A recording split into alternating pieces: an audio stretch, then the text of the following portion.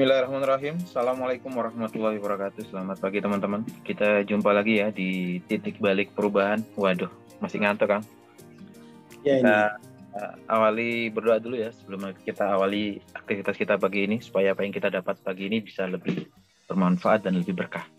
Berdoa silahkan. A'udzubillahi minasyaitonirrajim.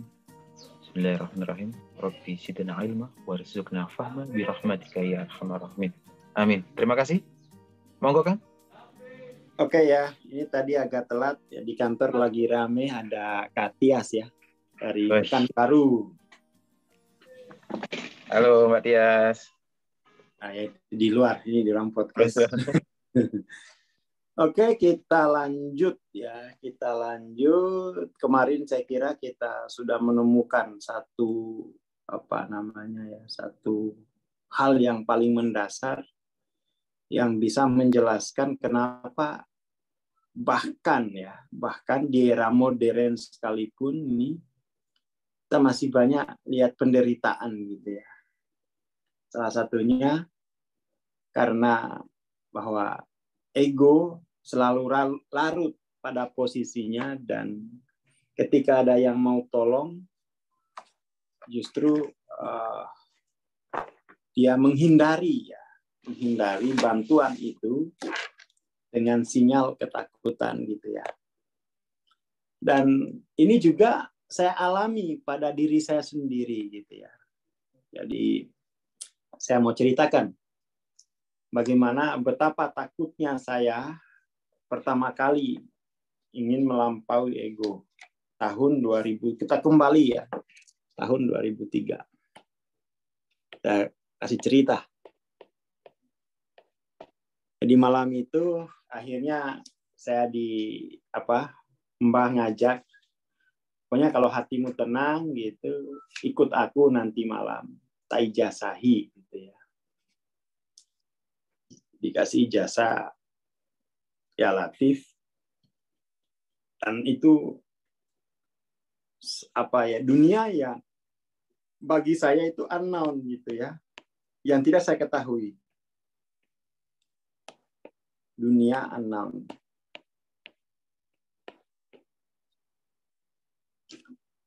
Jadi akhirnya saya ikuti prosesnya gitu. Saya ikuti prosesnya.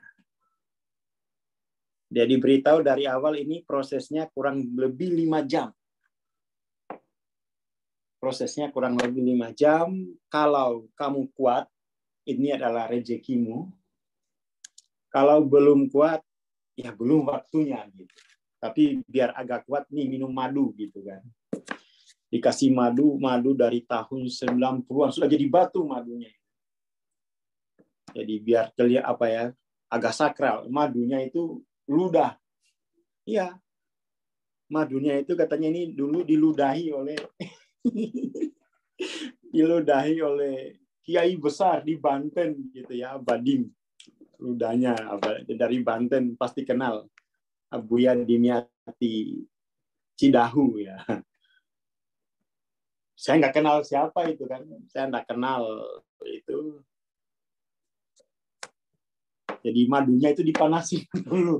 Ini pokoknya ada ludahnya katanya, ada ludahnya. Gitu. Lalu diminumin, semoga kuat gitu. Ketika proses itu 1 jam pertama, berat sekali gitu. Ketika 1 jam pertama itu muncul ketakutan. Ya. Seperti yang saya ceritakan di tahun lalu ya. Apakah ini ketakutan yang muncul tuh, apakah ini sesuai syariat apa enggak gitu? Apa ini tidak sesat? Bayangin itu. Iya, kebanyakan gitu kan. Hah? Iya, kebanyakan kayak gitu. Waduh ini. Apa ini tidak sesat? Iya, apa ini? Karena tidak umum prosesi semacam ini. Apa ini tidak sesat?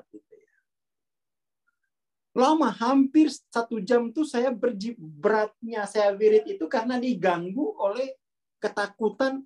Ini jangan-jangan sesat gitu ya. Karena waktu itu Mbah seluruh lampu dimatiin. Jadi amalianya itu di tengah gelap gulita. Musola itu dikunci. Nggak boleh ada yang ganggu gitu. Nggak boleh terganggu ini. 1 jam tuh saya berpikir, ini Mbak jangan-jangan sesat. Gitu. Mana dalilnya? Gitu. Sampai 1 jam tuh Mbak itu mukul pundak saya. Ayo lanjut. Akhirnya saya menyerah gitu. Ya Allah, ini saya enggak tahu ini sesat apa enggak. Saya enggak punya kemampuan untuk menilai. Pokoknya aku mau mencarimu. Meskipun ini mungkin jalan sesat. Ini aku declare ke diriku gitu ya. Meskipun ini jalan sesat, yang saya cari engkau gitu. Aku nggak peduli lagi jalannya.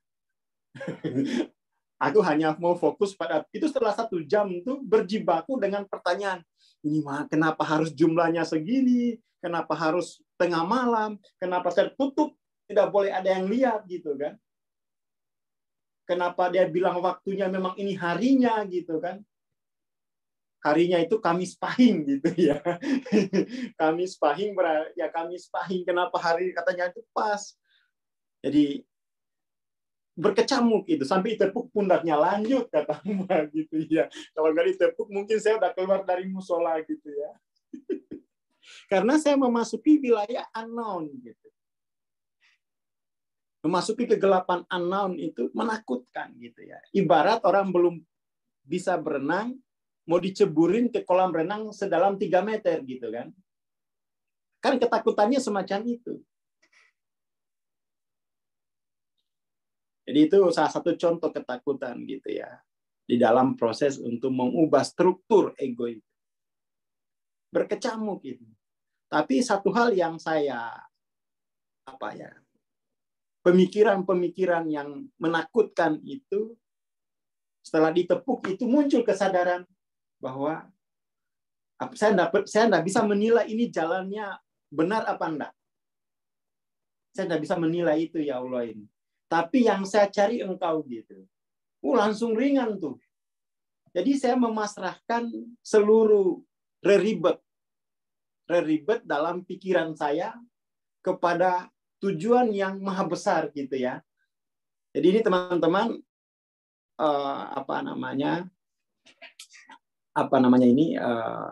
terkait dengan proses menuju unknown ini.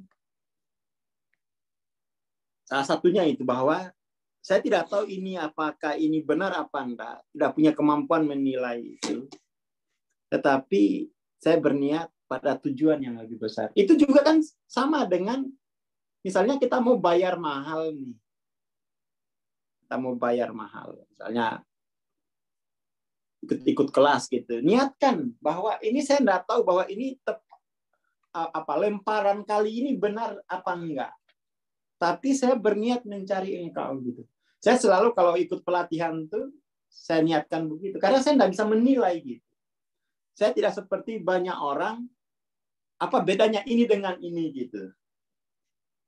Saya tidak pernah tanya orang seperti itu karena saya belum mampu menilai itu gitu. Maka kemudian tuh saya lempar saja koinnya itu bismillah, tujuan apapun pintunya yang saya masuk engkau gitu kan. Itu cara melampaui ketakutan gitu ya.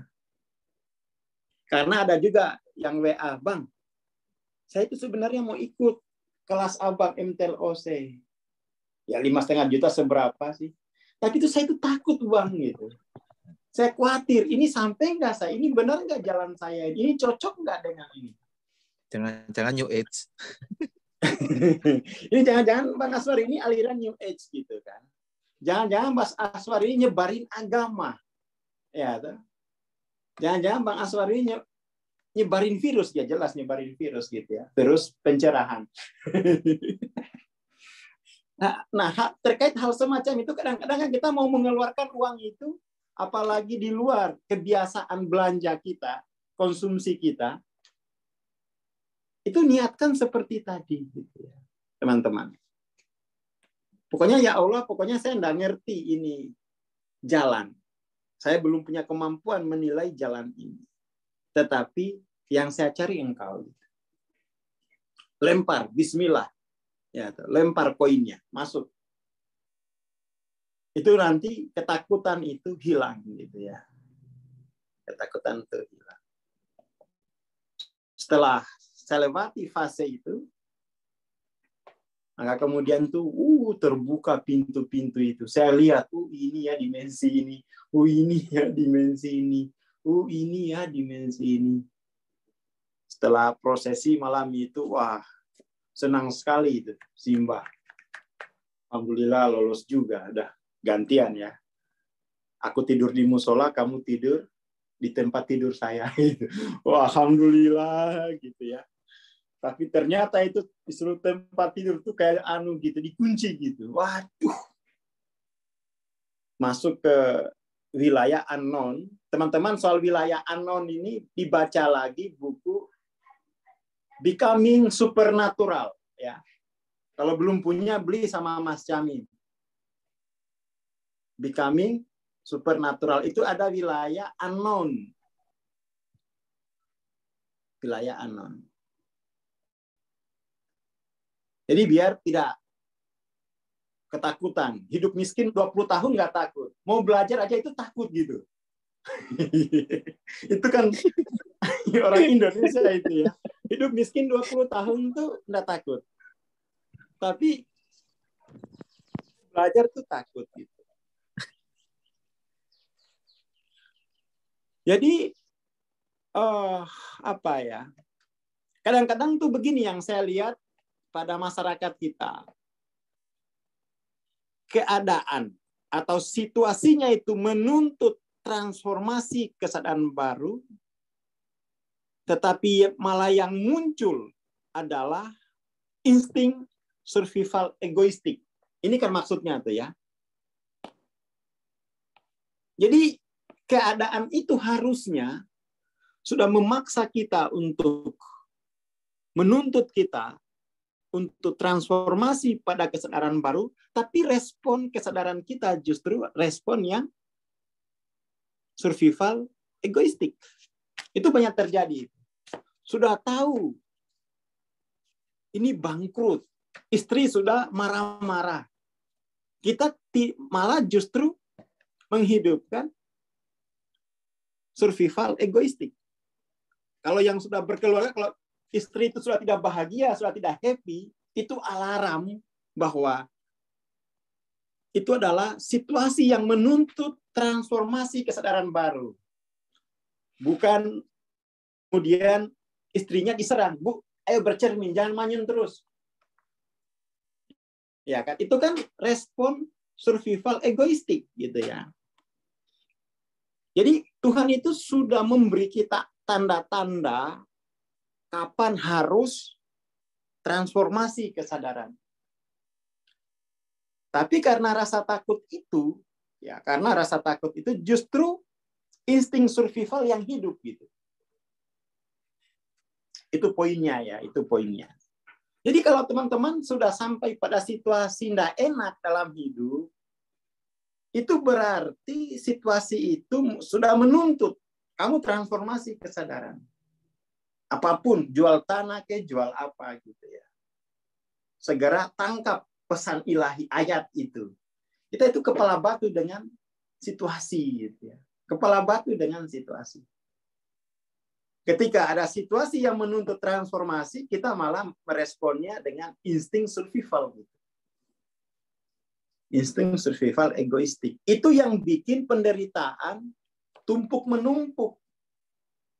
Tumpuk menumpuk. Baru berdoa, ya Allah bantu aku. Katakanlah, sudah saya stimulus dengan situasi yang bisa mendorong transformasi. Kenapa kamu kemudian ciut untuk maju gitu kan? Itu poinnya. Kadang-kadang itu kita gagal membaca situasi. Harusnya kan begini. Ketika ada satu situasi saja, tidak butuh banyak. Ada satu situasi yang situasi krisis. Ya, kan? Maka itu mestinya kita berpikir gitu ya. Kita berpikir, jangan sabar-sabar, itu enggak boleh. Hanya sampai sabar-sabar. Harusnya berpikir, setelah krisis ini, dunia macam apa yang ingin saya bentuk dan saya tinggali gitu ya. Setelah krisis, setelah mampu melewati krisis, berpikir pada dunia macam apa yang ingin saya tumbuhkan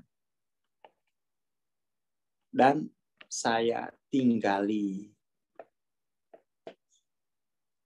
Lalu setelah krisis itu alhamdulillah syukuran, tapi tidak sampai reflektif pada dunia macam apa yang ingin saya tumbuh dan saya tinggali setelah ini. Ya, tidak sampai di situ. Malah mengulangi lagi kesalahan yang sama. Itulah nature ego gitu ya.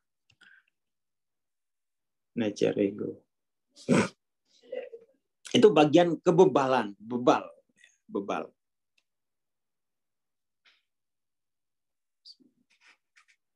Dan kita itu memang saya kira masyarakatnya itu bebal. Tidak mampu membaca ayat-ayat yang berupa situasi.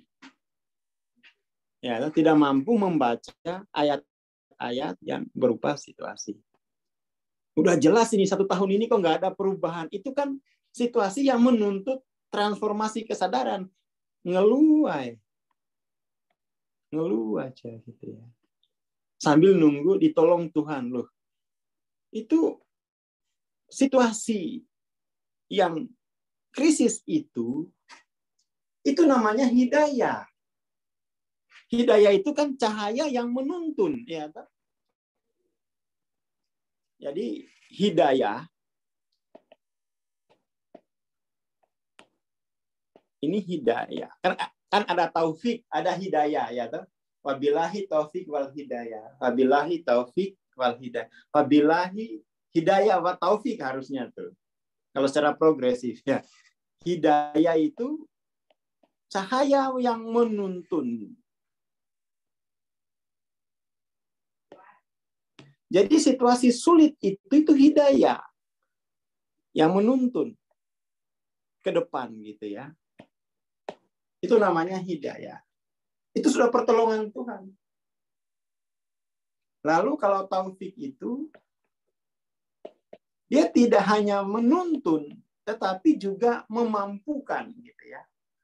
Memfasilitasi cahaya yang memampukan kita. Kekuatan cahaya yang memampukan. Tambahin ya, kekuatan cahaya yang menuntun sama kekuatan cahaya yang memampukan. Jadi minta, ya Allah ubah hidup saya. Dikasih situasi itu adalah hidayah, malah dia takut gitu ya. Malah dia respon dengan respon survival egoistik gitu. Jadi kita itu baru bilang, belum dapat hidayah. Kok belum dapat hidayah? Kan setiap saat kekuatan cahaya yang menuntun itu hadir sebagai situasi demi situasi kan. Situasi demi situasi itu kan, itu adalah hidayah. Yang menuntun kita pada transformasi kesadaran baru. Malah kadang-kadang itu sudah bukan hidayah, taufik itu ditolak juga gitu. Taufik ditolak. Terus mau nyari apa lagi gitu. Sudah difasilitasi untuk belajar, nggak mau ikut. Itu kan dia menolak taufik. So disediakan tempatnya, disediakan kurikulumnya, ya, duduk manis, dimampukan untuk itu. Tapi dia masih tidak mau. Itu berarti dia menolak taufik. Baru dia berdoa, ya Allah berikanlah aku hidayah. Taufik kain botol lah kok.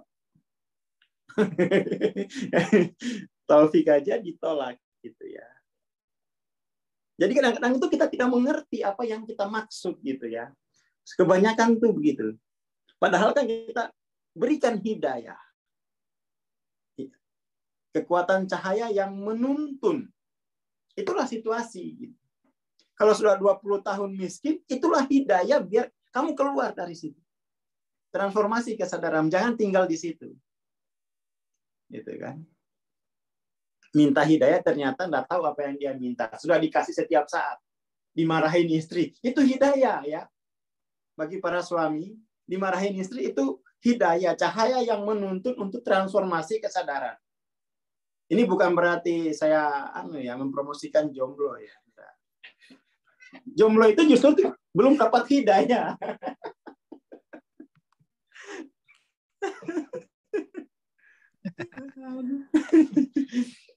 Jadi kalau anak itu nangis, kita nggak mampu beli baju lebaran, nggak mampu ikutkan katakan MTLOC, itu hidayah. Berarti aku harus keluar dari keadaan miskin. Jangan anaknya dipukulin. Lagi COVID. Ya kan? Istri minta beli Gucci, ya toh? Ma istighfar ma. Gucci itu nggak dibawa mati. Nggak usah gitu-gituan. Nah, pakai tuh keranjang tuh. Itu go green. Lo katanya itu hidayah gitu. Jadi semua situasi itu adalah hidayah. Kekuatan yang akan menuntun pada transformasi kesadaran baru. Itu poin pagi ini ya. Jadi jangan sampai kita tidak mampu membaca sinyal keilahian itu. Ya kan? Rumah tangga rasanya kok kayak rumah duka. Itu hidayah. Situasi yang menuntut pada transformasi kesadaran baru. Itu sudah menuntun itu. Ya kan? Sudah menuntun. Tapi itulah yang kita tolak. Jadi memang masyarakat kita itu yang dilakukan adalah menolak hidayah dan taufik. Karena itu betul-betul dikuasai oleh ego yang terikat pada posisinya dan ketakutan yang melarang kita untuk keluar dari posisi itu. Jadi bukannya Tuhan tidak hadir di situ. Hidayah selalu hadir. Tetapi yang dilakukan oleh ego kita adalah menolak hidayah itu. Bukan belum dapat hidayah, hidayah setiap saat ada.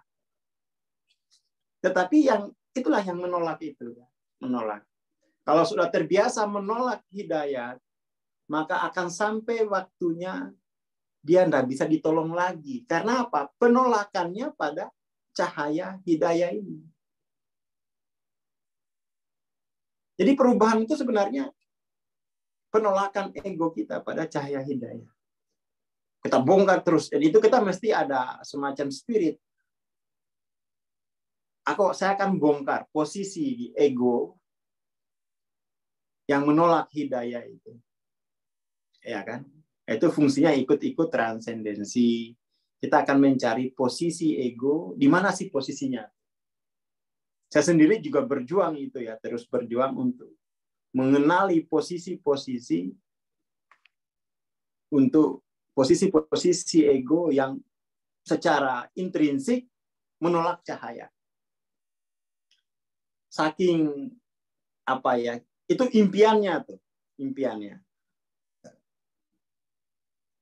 Karena saya sudah mempelajari Hawking itu sudah dari 2009, sekarang 2000, itu berarti berapa tahun itu ya?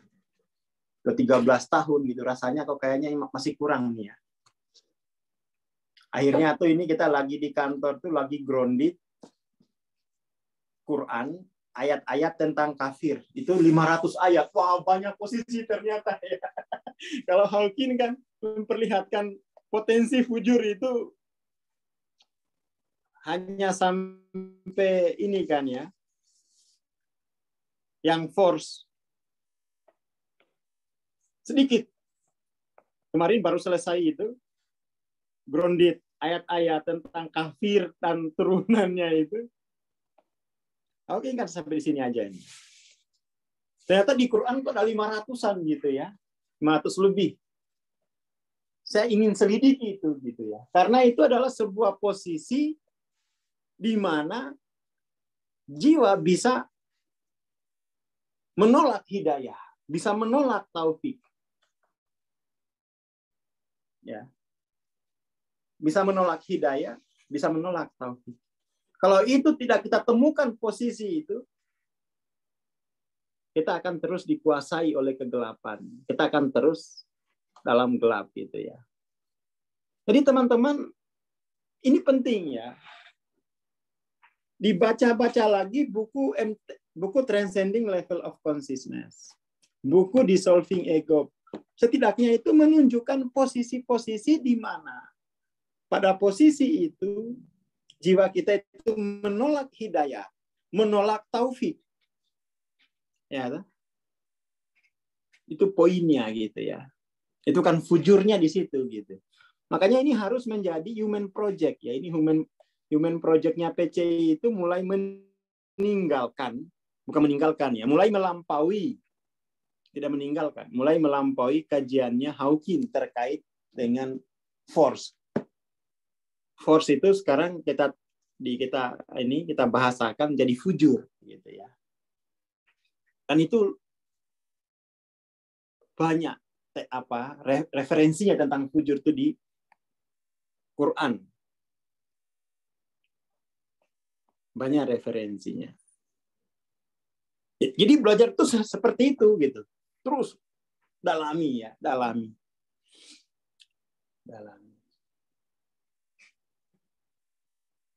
Jadi semalam itu ada joke ya, ada joke di kantor. Anak-anak itu inilah ya, kita berhasil mengembangkan meme apa-apa itu non dual gitu ya. Apa-apa non dual gitu. Jadi kalau lagi sakit lagi ya katakanlah kambuh ya. Kambuh fujurnya. Ayo non dual, ayo praktekkan non dual.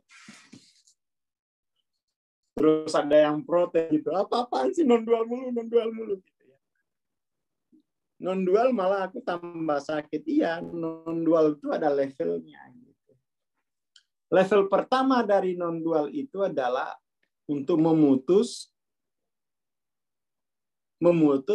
transaksi dengan dunia eksternal. Itu kegunaan asas non dual. Ada tahapan pertama itu. Ya, ini terkait dengan non dual, diprotes sama anak-anak kuliahan. Apaan sih Bang, teman ini muridnya Bang Aswar nih keracunan non dual.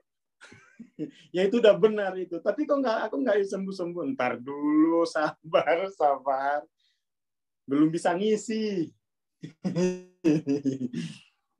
Tahap pertama non dual itu adalah untuk memutus transaksi dengan dunia eksternal. Itu bisa lah itu semua orang. Tahap kedua non dual itu adalah mengubah fokus. Mengubah fokus dari who menuju what. Ini tahap keduanya. Ya kan? Tahap kedua. Tahap ketiga dari non-dual ini adalah mentransformasi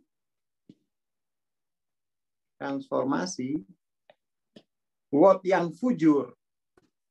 What fujur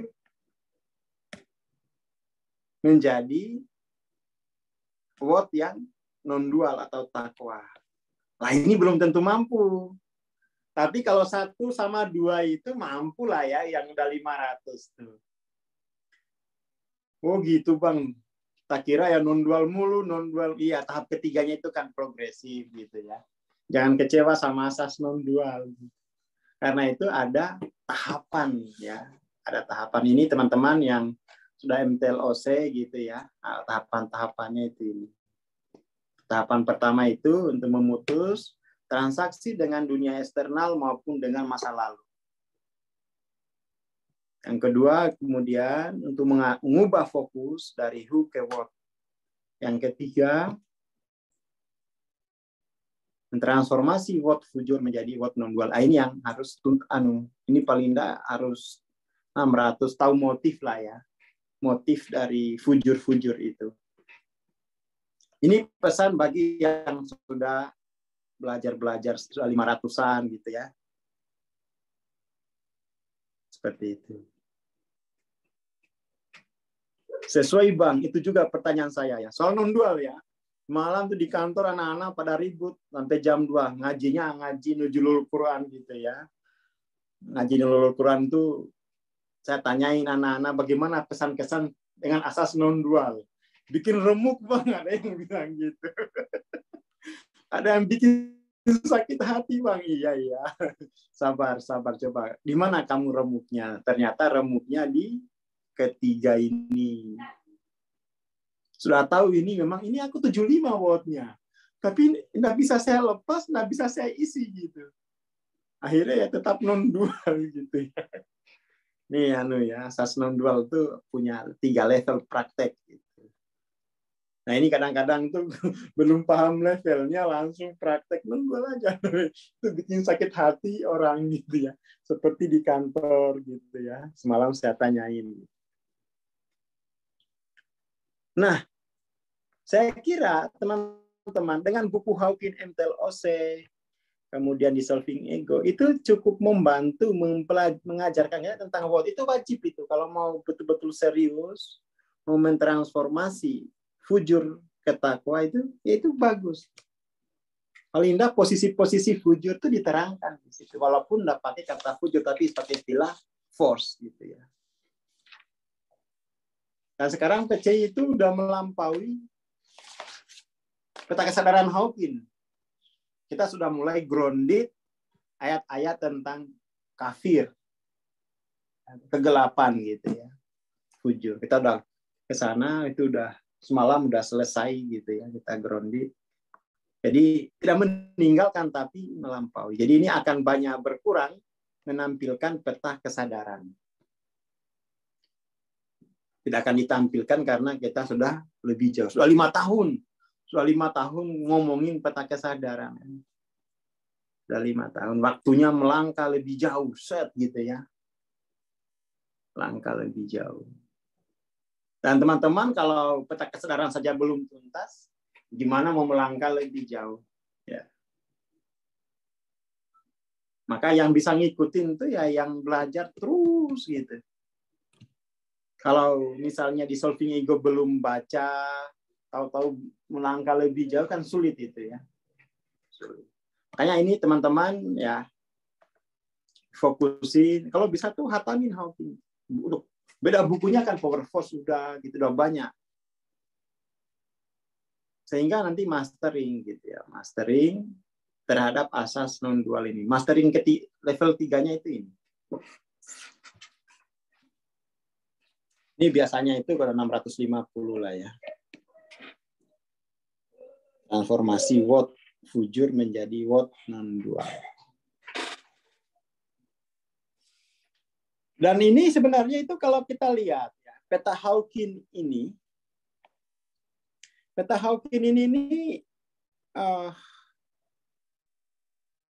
apa ya? Kan kalau di agama tuh kan ada ya. Pertama itu kan level dolal, tersesat gitu ya. Dolal.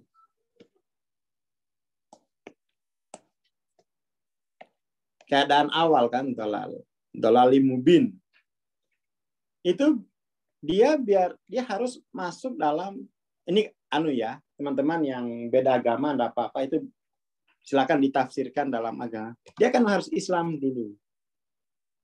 Dalam Islam itulah dolalnya itu ditransformasi. Ketika dolal apakah kesesatan ini transformasi, fujur ini transformasi, dia menuju iman. Ya, toh? Jadi ini muslim menuju mumin. Nah, kemudian dari mumin itu menuju ihsan ya, dari iman menuju ihsan. Jadi di Quran itu juga ada petanya. Gitu. Ini dari mumin berarti menuju muhsin. Mumin itu udah beruntung. Qad aflahal muminun. Apalagi sampai level muhsin. Nah itu kajiannya kita sekarang meneliti. Udah mau masuk meneliti versi sininya gitu ya. Hawkin alhamdulillah 13 tahun. Teliti diajarkan 5 tahun gitu ya. Itu saya rasa sudah cukup. Tidak ada apa ya, bukan tidak lagi yang tersisa, tapi saya kira ide utamanya itu kita sudah punya gitu ya. Aku ingin meneliti, PC itu ingin masuk lebih dalam meneliti ini gitu ya. Siapa tahu jadi peta baru untuk seluruh umat manusia gitu. Itu harus sekali ini apa ya, sosialisasi. PCI udah ke sana. Jadi PCI itu semua diteliti nanti buku-buku spiritual itu ya. Hawking. Nanti kalau ada teman-teman punya referensi lain yang komprehensif, kita kaji lagi. Biar nggak mandek keilmuan ini. Biar nggak mandek. Yang paling penting tadi ya, bahwa soal kenapa kita tidak berubah-berubah, ya memang jiwanya menolak hidayah, menolak taufik. Itulah maksud bahwa ego terikat pada posisinya dan menyalakan alarm ketakutan ketika keluar dari posisi. Itu kalau bahasa ininya menolak hidayah, menolak taufik. Kalau hidayah dan taufik saja sudah ditolak, terus siapa lagi yang bisa mengangkatnya dari posisi keterjebakannya? Pikirkan itu ya teman-teman ya. Pikirkan itu. Pikirkan. Saya kira itu poinnya pagi ini ya. Jadi hidayah itu hadir dalam bentuk situasi gitu. Situasi yang katakan chaotic, situasi yang tidak enak. Itulah hidayah. Dia situasi yang tidak enak itu menuntun pada transformasi kesadaran baru jika disikapi secara konstruktif. Tapi kalau disikapi dengan seenaknya ngajak berantem, ya itu sudahlah, hidayah jadi tolak gitu kan. Dan itu saya melihat menjadi salah satu penentu kenapa rakyat Indonesia ini banyak menderita gitu. Karena kebiasaan menolak hidayah, kebiasaan menolak taufik dalam bentuk situasi itu gitu. Maunya BLT gitu. Maunya BLT aja. Maunya mentahnya aja, Pak. Apa sih mentahnya? Ya kan? Ini mentalitas. Mentalitas barbar gitu ya. Mentalitas savage. Jadi dia tidak peka bahwa situasi yang pahit dari kecil itu adalah hidayah yang menuntun perubahan kesadaran baru gitu. Dia maunya mentahnya aja gitu ya. Ya, krisis itu begitu. Kesadaran lama sudah berbahaya untuk dilanjutkan. Nah, itulah hidayah, harusnya begitu dipahami gitu ya. Bagus nih Mas Imam nih, makin canggih Mas Imam ini. Kayaknya udah selesai apa? Hatam video Dissolving Ego. Makin canggih bahasanya. Kesadaran lama sudah berbahaya untuk dilanjutkan. Ah, ini dapat hidayah dia. Jadi orang yang sampai pada sadar krisis, itu orang yang sudah menerima hidayah yang ditolaknya berpuluh-puluh tahun. Kalau sudah menerima hidayah, itu selangkah lagi nanti akan ada yang tuntun. Entah itu mantan, entah itu siapalah. Itu pasti ada yang menuntunnya. Makanya ada istilah dalam dunia spiritual, ketika murid sudah siap, guru datang. Itu namanya taufik, gitu ya. Ketika, wah ini luar biasa ini ya, OTW jual kambing buat ente. Nah, ini ugal-ugalan kalau ini. Ya memang harus sikapnya seperti ini. Dia udah dapat hidayah, tinggal taufik. Ya kan? Tinggal taufik, ngeri banget. Ya senang sih. Saya dulu ya kalau untuk bayar apapun tuh saya harus korbanin tuh. Kemarin aja saya baru order buku. Nah ini tak kasih tahu. Ordernya itu sebesar sebanyak ini gitu ya. Kita lihatin.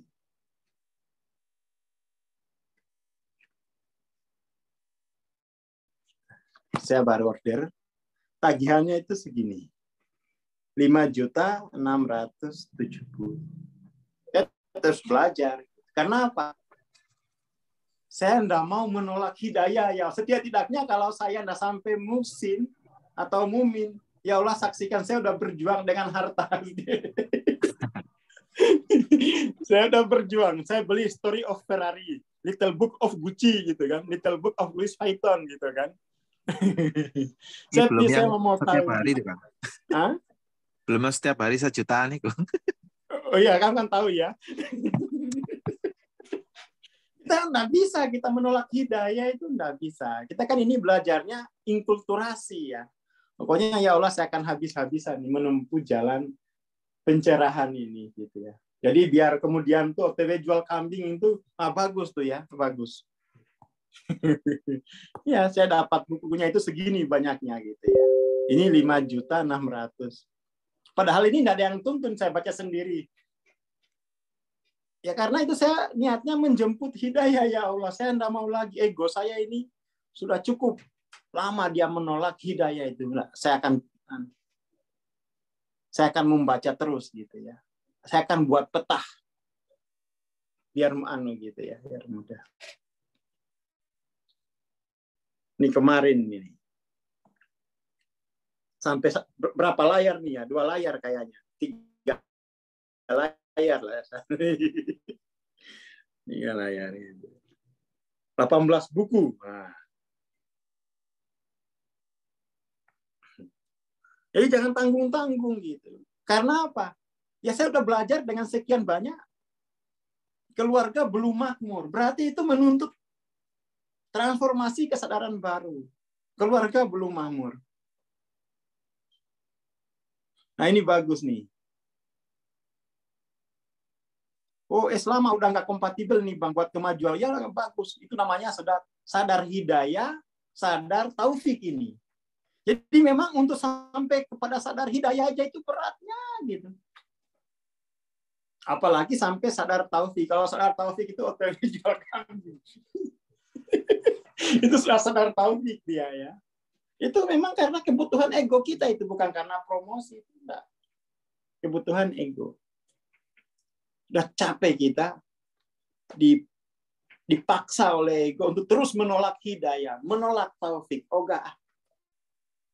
Kalau menolak DE sih tidak seberapa resikonya ya. Menolak hidayah, menolak taufik, terus apalagi yang diharapkan dalam dunia ini? Neraka. Ya kan? Mengharapin neraka gitu. Kalau nolak DE itu tidak terlalu resikonya besar. Tapi kalau menolak hidayah, nolak taufik, mau kekal di neraka apa gimana, Bos? Mau kekal di neraka apa gimana? Kok tiap hari nolak hidayah, nolak taufik itu loh. Kok berani banget. Tapi itu ya ada yang senekat itu gitu, pingin kekal di dalam penderitaan neraka. Saya kira jangan ada lagi lah di sini ya, eman-eman tuh udah ikut ini,